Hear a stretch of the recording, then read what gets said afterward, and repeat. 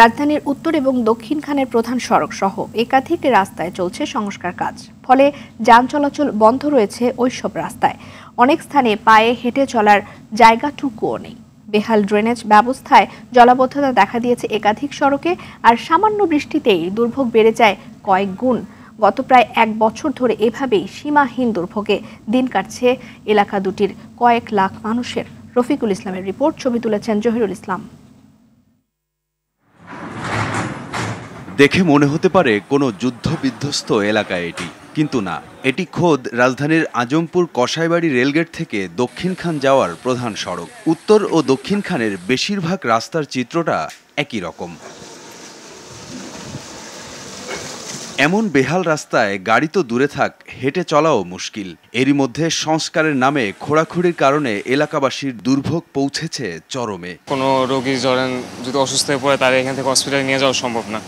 আর যারা হাঁটতে পারে না, তাদের আরও বেশি কষ্ট। এই রাস্তার যে বর্তমানে অবস্থা খুবই সাংঘাতিক এবং মানুষজন চলাচলের অনুপযোগী একটা রাস্তা। তাদের অভিযোগ, বেশিরভাগ রাস্তায় বছর জুড়ে চলা সংস্কার কাজও চলছে ধীর গতিতে। আবার কোথাও শুরু হলেও বন্ধ রয়েছে কাজ, যা ভোগান্তি বাড়িয়েছে আরও বেশি।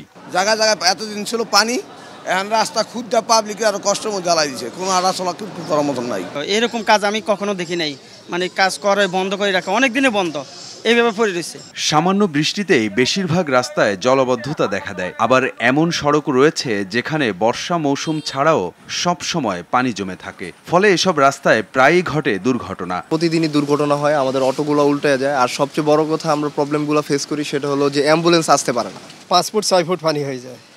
যখন বৃষ্টি হয় তখন এই জলাবদ্ধতা দীর্ঘদিন থাকে। বিপাকে রয়েছে এলাকার ব্যবসায়ীরাও। পণ্য আনা নেওয়ার সমস্যা দেখা দেয়ায় বিরূপ প্রভাব পড়েছে বেচাকেনায়। মালটাল আপনার রেললাইনের উপর থেকে নামায় নিয়ে আসতে হয়, একটু কষ্ট হয় যাতায়াতের। আর মনে করেন আগের থেকে ব্যবসা একটু নিম্ন। আগে হাঁটাই যেত না গাড়ি ঘোড়ার জন্য, আর এখন মনে করেন যে কোনো মানুষই নাই।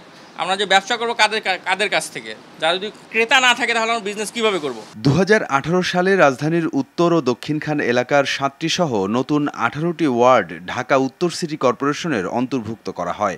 2022 সালের 6 মার্চ ওয়ার্ডগুলোতে সড়ক, অবকাঠামো ও ড্রেনেজ ব্যবস্থার উন্নয়ন কাজের উদ্বোধন করা হয়।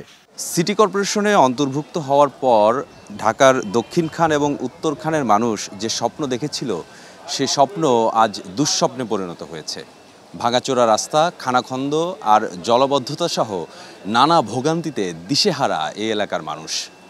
সবার মনে একটি প্রশ্ন, কবে মিলবে স্বস্তি, কবে শেষ হবে এই ভোগান্তির? রফিকুল ইসলাম, RTV, ঢাকা।